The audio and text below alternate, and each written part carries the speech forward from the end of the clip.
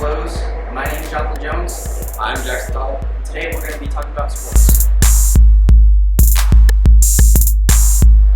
To kick off episode 5 of Until the Whistle Blows, we're going to dive right into March Madness. We're going to go from the Elite 8 to the Final 4 to the championship, and we're going to give you all of the scores. For the Elite 8, you had in the Midwest Division, number 1 Kansas defeating number 10 Miami 76-50. In the South Division, you had number 5 Houston losing to the number 2 Villanova 44-50. Also, in the East Division, you had number 8 UNC beating the number 15 spot St. Peter's 69-49. For the West, number 2 Duke defeats number 4 Arkansas 78-69. For the Final 4, you had Kansas defeating Villanova 81-65, and you had UNC pulling an upset on Duke 81-77. And finally, for the NCAA Men's Basketball Championship, you had the number 1 Kansas Jayhawks versus the number 8 North Carolina Tar Heels. Kansas won that game 69-72, and they won the NCAA Men's Basketball Championship.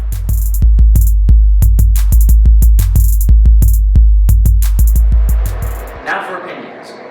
Jackson, how did you think this year's March Madness went? It went really well, I think. Well, first with like all the brackets, did not go out so well. Within the first 2-3 rounds, over it was like 90% of all the brackets were already done and were out completely because so many top teams got outbeat by lower seeded, which was really cool because this year there's always a lot of Cinderella stories in March Madness, which is the best part. But this year I feel like we've seen a ton, and this year it shows all these other schools that are lower seeded or low D1. It shows that they can actually go against all these top dogs like Duke, Gonzaga, and all that. Yeah, I would totally agree with you. Everyone's bracket, I think, pretty much broke this year. Yeah. You had a lot of upsets, especially Kentucky losing early, Tennessee losing to Michigan. You know, you had a lot of big games. Also, the upset on Duke, North Carolina pulling out in the Final Four. That was an amazing game to see. Heartbreaking. Yeah, and heartbreaking, especially to those Coach K fans. I'd say it was a good upset year. Good upset year, definitely. Very. And so, Kansas is now the March Madness champions. For the third time, we are bringing back UFC to Until the Whistle Blows. We're going to go over the UFC 273 matchups, and we're going to give you the dates and all that. One of the fights in UFC 273 will be a welterweight matchup between 20-4 Gilbert Burns and the undefeated 10-0 Khamzat Chimaev. The co-main event of UFC 273 is a badminton weight bout between 20-3 Aljamain Sterling and 16-2 Peter Yan. And finally, the main event will be between the 23-1 featherweight champion Alexander Volkanovski and the 17-6 Jung Chang-sung, also known as the Korean Zombie. UFC 273 will take place Saturday, April 9th at 9 p.m.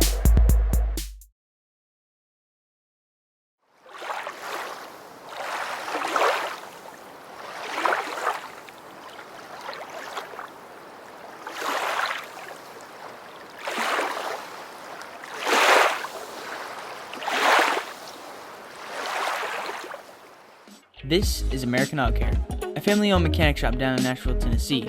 They do ACs, brakes, tune-ups, and more at the best prices in Tennessee. They're an A+ Triple B accredited business, and they've been serving the Nashville area for over 25 years, meaning they know what they're doing. You can visit their website at americanautocare.business.site or call the number on your screen to speak to one of their mechanics. Now with the NHL.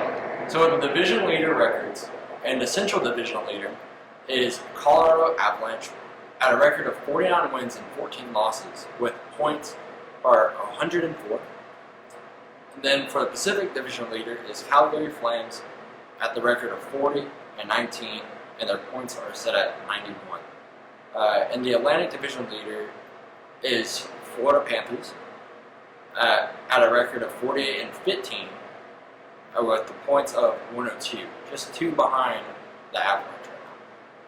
And now, in the Metropolitan Division, the leader is the Carolina Hurricanes at the record of 45-16, and their points are 98.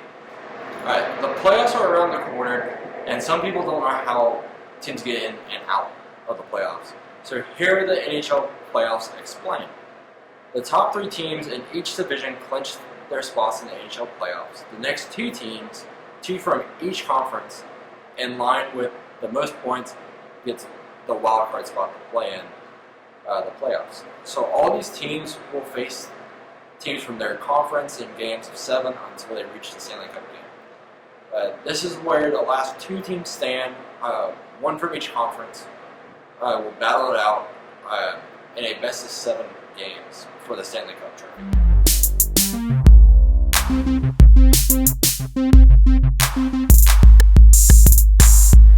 So Jonathan, who is the most dangerous team in the NHL? For me, I'm going to have to either go with the Colorado Avalanche or the Tampa Bay Lightning. Both are really good teams, both high-scoring teams. But for me, I might have to go with the Lightning. They've got 2 Stanley Cups back-to-back on their belt, possibly a 3rd one this year. I feel like they got a lot of good key components, like Steven Stamkos, really great player. Corey And and you've also got Victor Hedman. He's also really good, especially on the assisting part. I'm going to have to go with the Lightning. What about you? I would say the Lightning too, but I'm going to mix it up a little bit here. So even though the Panthers are the leading team in the Atlantic Division right now, they just clinch at the points of 102, with Toronto behind them just at 95 points, which they could come back and get ahead, but with how the Panthers are playing out, they're going a little crazy with the points. But with me, I'd probably have to say Colorado. They have yet to clinch it, but for the Central Division, they're number 1, and with their points, they're sitting at 104. So if they keep having their games that they keep having lately, I think they're just going to outscore everyone in the whole entire area. And hopefully soon we'll be able to see the Colorado Avalanche clinching playoff spots. But for right now, the only team that has clinched a playoff spot is the Florida Panthers in the Atlantic Division. Thanks everyone for watching Until the Whistle Blows. Make sure you subscribe to the channel to be able to get more sports news, content, all the latest on athletics. Make sure you tune in a couple weeks from now. We're going to do a top 10 on the most important NFL trades in the offseason, and that's going to be a really fun episode. We're going to be going over that. And yeah, I'm your host, Jonathan Jones. I'm Jack Todd. And we'll see you in 2 weeks.